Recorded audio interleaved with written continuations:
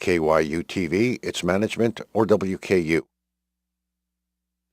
All right, ladies and gentlemen, through your TV sets and your online streams, TopperTalk is back for 30 minutes of a fantastic voyage of WKU Sports Talk.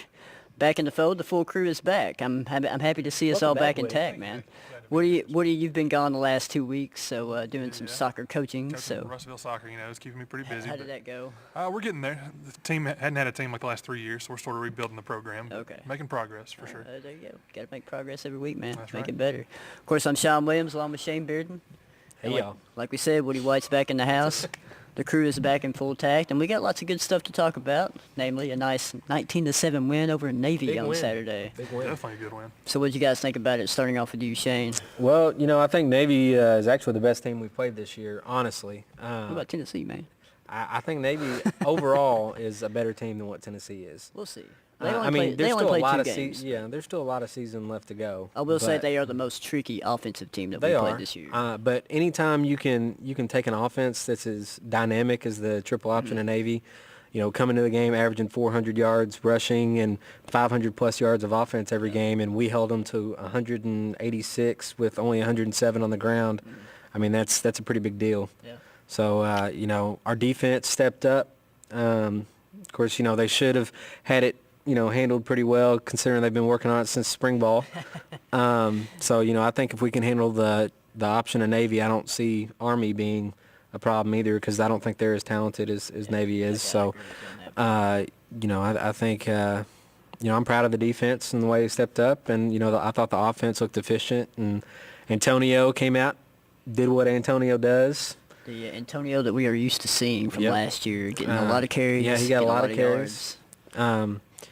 After the game, he's now number 1 in the nation in rushing yards, rushing touchdowns, and he's also ranked first in all-purpose yards. So he's doing the same thing he did last year. Antonio for Heisman.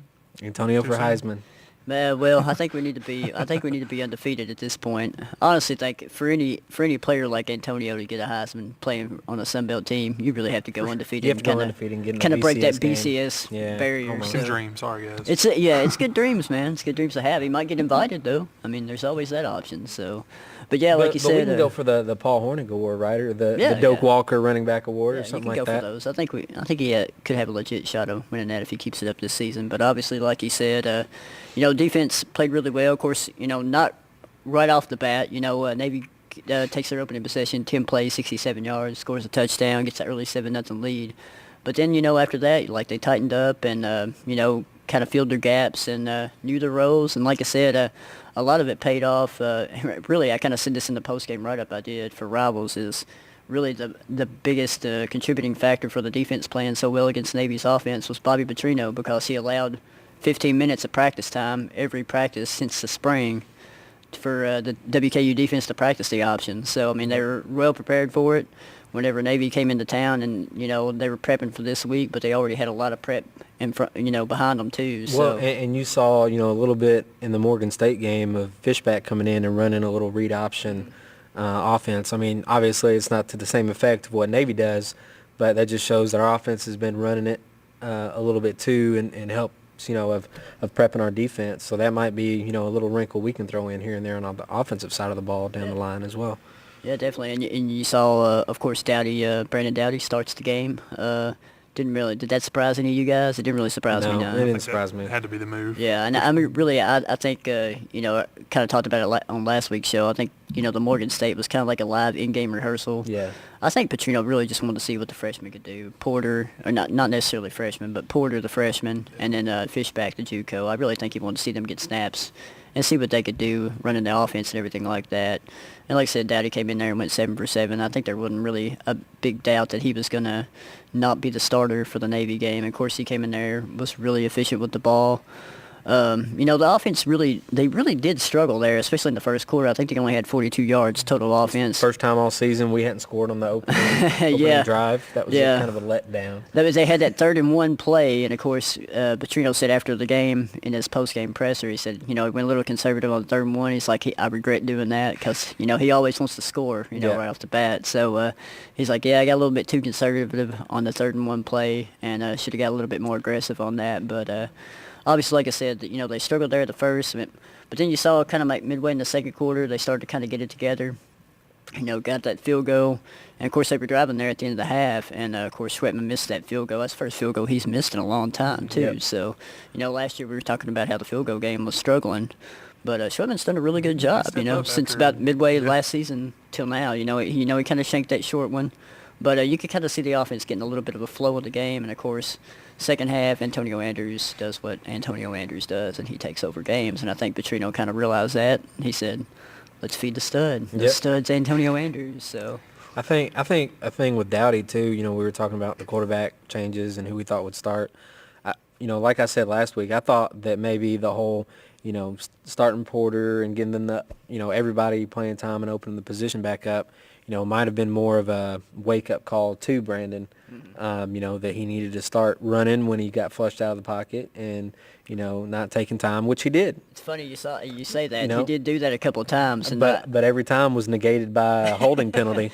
yeah, but the last time I think he scrambled, it was he scrambled for a first down. Of course, he got called back with a holding penalty.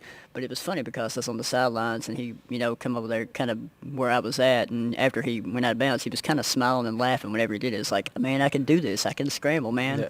So that obviously a piece that I think the coaching staff was really frustrated with him in the first 3 games.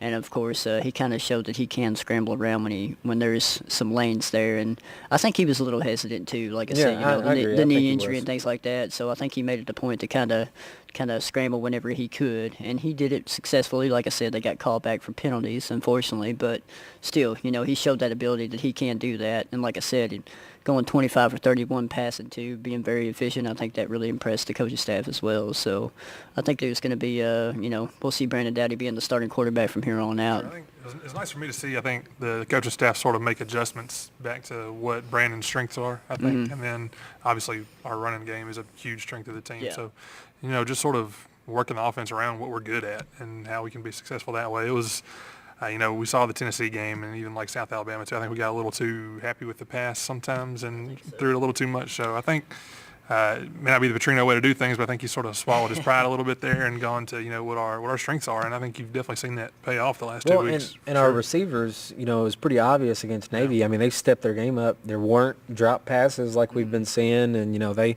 don't know if they got some stickum and rubbed them on their hands before the game, but, they were catching most everything that came their way. And, well, you say they did step up and improved a lot, but then you also saw a mistake, too, that, Daddy threw that interception, which wasn't his fault. Right. Petrino kind of said that in the post game. He said, Norris, he throws it about 10 yards. I think he was expecting Norris to come back. Norris is flying down the sidelines on a go route. So, he said, there's still some offensively, the passing game isn't where we want it to be yet still because we got some young receivers who are still trying to figure out their routes and everything like that. So, but for the most part, it's like you said, Shane, they did a really good job on Saturday. I mean, they caught the balls when they were thrown their way, and, shout out to Joel German. I mean, he had a big game, biggest game of his career, 7 receptions for 87 yards, and, he did what he was supposed to do. And he's one of those guys that had a really good fall camp, and it seemed like every practice you went to, you would see him and Dowdy hook up for like a long completion, in like 11-on-11 drills, and he had a really good fall, and it's kind of good to see that kind of come together in this game. He was the first down man on Saturday. Yeah, every time Western had a first and long, he was the one catching the pass for first down. We talk about Willie McNeil being the leading wide receiver for this team as far as experience, but I think Joel German can be a guy that can have a really big season. And, I think he kind of showed that Saturday. So it'd be interesting to see how he does the rest of the season. I don't know like the number for targets were, but it definitely seemed like Brandon was throwing his way a lot more than he was Willie. I don't know how many catches Willie had, but I don't remember. I didn't hear his name called very often. I know he didn't have at least 4 because that's what was in the stats book anyway. So I know he had at least 3 or less. So. But, it'd be interesting to see. I think Joel German is going to be one of those. He could have a pretty big year. Yep. Like I said, they have a lot of him. I think him and Daddy showed they had a lot of chemistry in the fall, and obviously that carried over. Finally, you kind of saw that Saturday in the Navy game. So, and it's like, you said, Woody. I mean, Daddy was comfortable back there in the pocket. They're kind of doing things that Daddy's more comfortable in doing. And like I said, Petrino kind of said this after the game, too. He said Petrino, like I said, he's kind of maybe got a little bit pass happy against South Alabama. And, he'll probably be the first one to admit that too. But he also admitted after the game Saturday that he said, in the second half I want to take a couple shots deep, but he said that wouldn't have won us the game. He said what won us the game is handing the ball off to Antonio Andrews. And ball control. I mean, that was Willie Taggart-esque with the amount of time of possession. Yeah. We had over 10 minutes more in the time of possession game than what Navy did, which is huge. We talked about it before on here. That's what this team's kind of tailored after. With Taggart being here and his staff for 3 years, I mean, they're kind of tailored around that ball control, time of possession type, running game style. And it's going to take a little bit for Petrino to kind of instill that offensive, air raid, firepower type offense. But, I think it'll come around. You're kind of starting to see a little bit of it. It's like you said, Shane, seemed like the receivers played a lot better on Saturday. And I think you're kind of going to get them playing a lot better as the season goes on, and we'll kind of see the passing game kind of take as they gain more college experience. I mean, they're a young core, as we've talked about several times. But, I mean, it's not even just the receiving core. I think as a whole, the team has actually, other than the Tennessee game, I think they've actually gotten a little bit better each game. And if you're looking for it, you'll see certain areas where they are getting better, maybe areas that the casual fan wouldn't necessarily pay attention to. But, I definitely think offensive line is one of our biggest strengths, running back, tight ends, so you kind of have to cater to what your strengths are. And, I think I can see Bobby doing that a little more right now. Yeah, I think he kind of figured out that formula for Navy. I mean, I think he knew it was there, but I think it's almost like you said, Woody. Kind of wanted to throw that passing game in there and see what he could do. Obviously, he knows it's a little bit still got a little bit of molding to do in that passing game, and I think with Navy they were dropping back into a lot of deep zone coverages, so those little dink and dunk passes, for 5 or 10 yards, they were working the whole game. Yeah. So they just kind of kept doing that. I mean, if your defense is going to drop 7 back in coverage deep, then run the ball and throw short passes. Spread that butter, man. Come on. Maybe something y'all talked about last week too, but you mentioned the offensive line. The switch from Clemens to guard from tackle, I think has paid huge dividends for the team. Everything just seems to be running a little bit smoother with him there. And I think any time we were in like a third and shorter kind of situation like that, I was like, just run behind that side, and there you go. I mean, it's and keep in mind, Sean Conway is still out with an injury right now. So we just beat Navy without our starting center. I mean, we had a redshirt freshman center starting, and he's done well. I mean, he's had a couple penalties on him and stuff like that, but he's performed well. And Sean's absence Conway is definitely one of the top linemen. Yeah, definitely. And kind of go back to that defensive performance, like you said. I mean, just absolutely shut Navy's rushing offense down, 107 yards. But I mean, talk about the big hits by Andrew Jackson. I mean, I think, honestly, you could make a point. Big, not dirty. You can make a point that Andrew Jackson might have been the MVP of the game because, going into it, you got Keenan Reynolds, Navy's quarterback. It was really dynamic. He was their leading rusher, leading passer. He was actually pretty efficient passing the ball, 12 of 17 for 304 yards. But he gets knocked out of the game by Jackson, and some Navy guy said it was dirty, but that's okay. We'll take it. But anyway, Jackson hits him, kind of knocks him out of the game, and you could probably make a case that was probably a good turning point for Navy. I mean, even though we were doing a good job of shutting them down till then, but I mean, that always helps out to kind of, take out their number one offensive guy, though. I love a high-flying, hard-hitting, smash-mouth defense. I mean, that's the type of defense that, I think it energizes you. Who doesn't, man? I know. Who doesn't? But I just think it energizes you. So many fans talk about dirty hits and protecting the players and stuff now, but so many dirty hits nowadays. I know football is it's a game of hits, and people sit there and want to critique every little hit. But I mean, if somebody gets hit hard, they automatically say it's dirty now. And I'm not really a big fan of the targeting rule because you've seen a lot of the targeting. I mean, there was one in the Alabama game, but you see a lot of those being called, and then they go back and look at it, and you're like, oh well, the player can stay in the game. We're just going to flag him for 15 yards. But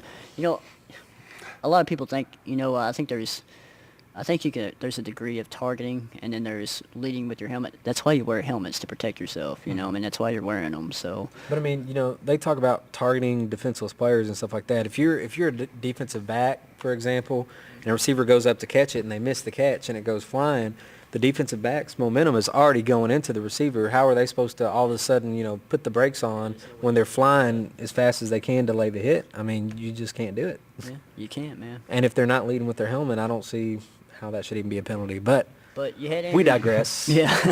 That's a whole different show right there. But you talk about, Andrew Jackson had about 4 or 5 hits, tackles that were just, Xavier's Boyd, made too. people go, whoa, and, even the one on Keenan Reynolds, but, you talk about the Xavier's Boyd safety in the end zone there at the end of the game was crazy. He sent the backup quarterback flying about 5 yards back in the end zone. He went back about 3 yards and flying out of the back of the end zone for the safety. That was a thing of beauty, I guess. And definitely got the Hilltopper fans that were remaining in the stadium. Definitely got them all riled up. So and that was a nice icing on the cake there to get that safety there. And of course, X doing Safeties his thing. in back-to-back games. Yes, safeties in back-to-back games, and of course X Xavier, he got Sun Belt Defensive Player of the Year again. Yep. So, And he's actually starting to. Not year, but he might get Player of the Year. He's starting to get a little draft buzz going now. Yeah. People are impressed with his closing speed and Giants, some other Eagles things. in the So. house, and I think the Jets were in the house the other night, Yep. the other day, Saturday, checking things out. So he's definitely getting a lot of buzz, and of course, you talk about. We also talked about the defense needing to get. The Jets need all the help they can get. They do, but we won't talk about that. But you talk about. We talked about on the show before, the defense needing to create more turnovers. Jonathan Dowling shows up, gets 2 interceptions. So, that was big for him. I know he's kind of been jonesing for some interceptions, so he finally got a couple against Navy and, did his thing. So I'm sure he was really happy about that. He seemed pretty happy about it post-game. So to get those INTs, he's a little bit behind from last year's pace. He is, So yep. he needs some catching up to do. Maybe we need to play Maxwell Smith in Kentucky again. Maybe he can catch up. Yeah, he didn't get much face time with Max Smith in the UK game this year, so he slowed down a little bit. Yeah, but like I said, we've talked about Andrews. He got 32 carries. It's kind of like we're seeing the Andrews of old from last year. So and he talked about it post game. He got like 35, 40 carries last year in a couple of games. So he's used to carrying the ball a lot, and it's like you said, it may be something that I think this game Petrino kind of realized, hey, this is the strength of our team. This is what we need to go to. And we'll probably be seeing 30-plus carries from Andrews a lot more this season the rest of the way. And a lot. Well, I know it a may lot not be as much from Andrews once Leon comes back from kind of being a little hampered by injury. Yeah. They may split it up again. But the thing is, and we basically, you get a lot of fans complaining about that against the South Alabama game. You take the second half, and, Andrews averaged over 8 yards a carry in that game, but it didn't seem like they were going to him as much there in the second half. And it's almost like you said, Woody, maybe trying to throw the ball a little bit too much in the second half when the offense was kind of sputtering. And, of course, the defense couldn't stop Brandon Bridge and the dual-threat quarterback there at South Alabama. And I think maybe the error of his ways at South Alabama and kind of, call it an upset loss. I'm sure it was. We were 10-point favorites, of course. But I think you kind of see what the strength of this offense is. I think everybody sees it. I think Petrino's kind of finally seeing like, hey, this is what we need to do, run the ball. Well, talk about dual threat quarterbacks and stuff. Our opponent, Louisiana Monroe, coming into this week, they're without Browning, who has killed us on through the air, on the ground, about every way you can imagine. I tell you what, last 2 years. A high-profile game on ESPNU at Monroe, and it's kind of sad to see Colton Browning not play because you want to beat a team like Monroe with their best weapon, and of course Colton Browning is their best weapon on offense, and it's kind of a shame. His college career is over, and I feel bad for him. He's been a heck of a player down there for them, and to not be able to finish out his senior season. I saw some stats of the 3 times he's played against us. He's accounted for like 1,200 total yards and 10 touchdowns just in games against us. So I'm going to miss watching him, but it definitely opens the door for us to get the win down there. Of course, Monroe coming off a bad game against Tulane. They lost 31-14. They're at third place at Monroe. And, just a bad performance. Todd Berry, their head coach, was not happy. He said it was probably the most pathetic performance he's ever seen by their team. And, that's a pretty high-powered offense down there, especially with Browning. Of course, he gets injured, tears his quad. He's out for the season, so it's kind of a double-edged sword for them. They lost the game and they lost their main offensive player for the year. So Monroe's defense has been horrendous this year, and that's going to be one of those things I think is definitely going to play into our favor. And if our defense shows up and plays like they did against Navy, it could be a laugh for about halftime. Could be. Could be. So- They still got some weapons. They do still They have got some Jairus weapons, Edwards but- as running back, and they got Mays and Caesar as wide receivers. But of course, it's going to be a different quarterback throwing Right. to him now. Who I think I'm trying to think. Braille Brown is his name. 50% passing. He's got 1 touchdown, 3 interceptions so far this season. So He's K1 Jakes of Louisiana Monroe. K1 checks the first 3 years. K, right? yeah, K1 Jakes, He was- freshman, sophomore, and junior Okay. season. Just to clarify there. But yeah, I mean, but you kind of say short week. Actually, they're Western's over there practicing right now as we're doing the shows. So I mean, short week, but you get a high-profile game, ESPNU. That's always really important to show off the program. And of course, having Petrino as your head coach, that always helps out having high-profile games on ESPNU as well. And we haven't lost on national TV yet this year. Oh yeah. Okay. Yeah. So there we go. Well, there you go. ESPN News and Positive now thinking. possibly ESPNU. Let's just keep that streak going. Positive thinking. So, but yeah, you look at the Monroe Western series, especially the last 2 years. That really close games, really great games. Overtime games. Overtime games. Of course, the one last year they come here and they beat us 43-42. But the year before that, we beat them there. But both of those times was Colton Browning going crazy on us. Exactly. So last year I don't think Louisiana Monroe wins without Colton Browning's second half performance against us here at the Houch. So, I think that's going to be a big loss for them not having him in the backfield. Yeah, and you talk about it too. Dual threat quarterback can throw and run, and we've had trouble with that this year so far. But obviously, Except against Navy. except against Navy. But Navy runs that dynamic triple option, so But yeah, you always want to beat somebody like that. But of course, I'm sure we're going to be favored by a lot more points. I think the last time I checked, it was like 3 or 4 point spread. But I'm sure that'll kind of go up now. With It's up Browning to out there. 5. Yeah. Yeah. So, but still, Just today regardless, from 3 to 5. regardless, I mean, to kind of pose the question, is Monroe still a tough test for us going into that game, despite their troubles this year? Because you got to look at it this way: they're coming off a tough loss against Tulane, 31-14. They're kind of pissed off right now. So I mean, you got to think, well, they come out against us because we got a rivalry with them, and then we're going to come out with a little bit extra motivation at their place. Thursday night, primetime game, ESPNU. So Well, not only did they lose to Tulane, but the week before that they were blown out, they've had, for lack of a better term, I will by say Baylor. They played Oklahoma and Baylor, so Yeah. I mean, take what you will. They're you kind of expect them to get kind of creamed in those games, but of course Yeah. they But got 70 points. Yeah, 70 to that goes, 3. kind of goes I to mean, show you that's, how bad their know. defense is. But I mean, but they have Baylor- they have a good road win against Wake Forest, though. Wake Forest is not good. Just- That's like Western saying, "Hey, we whooped the crap Morgan out of Sta- Kentucky." We beat Morgan State at Morgan State, sort of. Actually, Kentucky could probably take Wake Forest, and that's saying something. I think Kentucky's probably a better opponent than Wake Forest this Yeah. year, but And that's yeah. that's only because of the SEC factor. yeah. Well, But- it always helps to, no matter who's in the SEC and no matter how bad they are, it's always good to beat a SEC opponent, though. But yeah, I mean, what do you think? I mean, do you think it's kind of like kind of a sleeper game for us? Kind of they're waiting in the wings. Maybe give us their best game without their best player, but I think it still could be a dangerous game I mean, for us. It may be somewhat of a trap game just because without Browning, a lot of people will be thinking, well, we should blow them out. But I may even be one of those people. But I think you're not the only one. I've just learned from the last few weeks not to think one way or another with this team. So, we'll see how it goes. If we show up and play the way we did both offensively and defensively against Navy, then, I think we win by 30 points. Okay. But 30. with that said, who knows if we're going to show up. Bold statements from Shane Bearden. Okay, how about your bold statement? Well, let's hear you. I agree with you. I Give mean, a bold prediction. On paper, we should definitely dominate the game. But the past 4 times we played Monroe, it's come down to the last play of the game.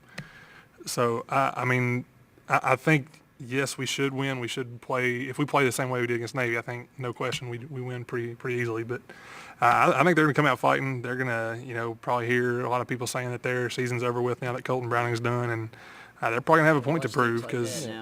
Yeah, they're definitely what sort of that wounded animal is one of the hardest fighters or whatever it is like that. So I think we'll come out with a win, but I think they're going to give us a pretty good shot. So You got a score prediction there, Woody? I'm going to say WKU 34-21 with a late score to go up by 2 touchdowns. That's good. I like that score prediction.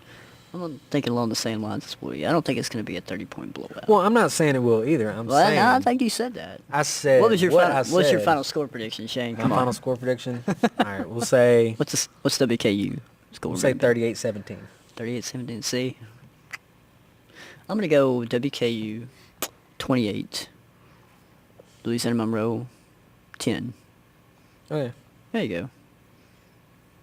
Silence. Come on, say something, Shane. Good prediction, man. I like it. Well, it's like what he said. Like they're coming off a bad loss to Tulane. I think they'll be a little bit extra motivated, but I don't really think they're going to have the horses at the end to kind of See, compete with you know, us. and I mean, I realize that every game that we've played Monroe has been close, but you know, like I said, 2 of those have been with Browning playing phenomenal, and the other 2 were, let's just say Western was not, winning very many games at that time. Was not Division I capable yet. So I mean, that's take that as you will. Yeah. Well, I think we can all agree that Western will win. And it very well could be, like you said. I mean, it could be one of those where Western comes out really motivated, and ULM could still be down a little bit, and Western could blow the doors Can I off of assume them. that they're going to do some kind of like blackout type thing since it's a Well, ESPN that's extra game? motivation right I there. mean, every team always let comes me, out Let me playing hard recant my for the prediction blackout. here. I mean, I'm assuming. I don't know if that's 28. I true. don't think Monroe has Maroon black out. jerseys though. 28-13, WKU. Extra 3 over. points for the Yeah, blackout, extra huh? 3 points right there. All right, we got a little bit less than 3 minutes left, so give us some soccer and volleyball updates, gentlemen. Well, volleyball, Stutzman got her 4th Sunbelt Conference Setter of the Week award for the I season. think they're just going to start calling that the Just- Melanie Stutzman yeah, Setter of the Year Just call award that or whatever. award. Yeah. Melanie Stutzman Award. Yep. I think that'll go. Just put her name on it and just mail it here for the rest of the season. That's right. Yeah, volleyball got their 2 wins this weekend. So they're 2-0 in the Sun Belt. Shouldn't really lose a game until the NCAA tournament from here on. I hate to go ahead and say that, but the Sun Belt is definitely not a volleyball conference as we saw last year. So Well, and Coach Hudson got his 200th career Yeah. victory in the Sun Belt. big so. time for him. Yeah, he just keeps breaking down those milestones. Of course, I think volleyball right now is sitting. What are we sitting outside of the top 25? About What are we 3 at? spots outside Yeah, the top 20 Three 25. spots. where So we're what do we got to do to get back in the top 25? Just keep dominating Sun Belt teams. Basically, yeah. Pretty much. I mean, the Another teams week or two? ahead of us are going to lose. We should win our next 15 games or however many there is until I was really the NCAA surprised we tournament. dropped as much as we did. After playing, The tough schedule the that tough we did. schedule It was a and tough everything. schedule. Because we Yep. went up to 16th, and then all of a sudden we just kind of dropped out of the top 25, and I think the loss to losing- Ohio kind of Yeah, I think it was the brought us loss down to a little Okay. bit. the But I losing think in that straight sets to Ohio. they're kinda top did. 25 now too. So, yeah. Well, there you go. but soccer had a good weekend too. They started out the Sun Belt Conference year winning both of their games. They won both of those by a 2-0 score. Okay. 3 of those 4 goals scored by freshmen. That's sort of been our problem this year so far with soccer is getting goals on the board. And, Yeah. we saw us sort of come out our shell this weekend a little bit, and hopefully that's going to, continue on as conference season goes on. It's good to see Beating Monroe and the Cajuns, both. So I'm not counting all those karma Louisiana teams. karma for Thursday's football game. That's Yeah. right. Well, it's good to see freshmen getting involved with soccer. It goes to Definitely. show you that recruiting's doing really well in Yes, soccer. So. from everything I'd heard, obviously making the transition to CUSA next year, recruiting was a big focus. So it's definitely nice to see the freshmen step How up. they doing in Sun Belt play so far in soccer? Yeah, 2-0. 2-0. Got a big start. We were preseason favorites, so Yeah. it's nice to see us sort of handle our business early. Played Texas State Saturday or Sunday, I guess. So I don't know anything about them, so it should be interesting. And then Okay. we'll get Troy at home next week. All right, guys. Well, thanks again for tuning in to another episode of Topper Talk. Yep, we'll be see back. y'all next week. See We'll y'all be back next next week to time. talk about a Louisiana Monroe victory. Hopefully so. Yep. Go Tops! Go Tops. Tops.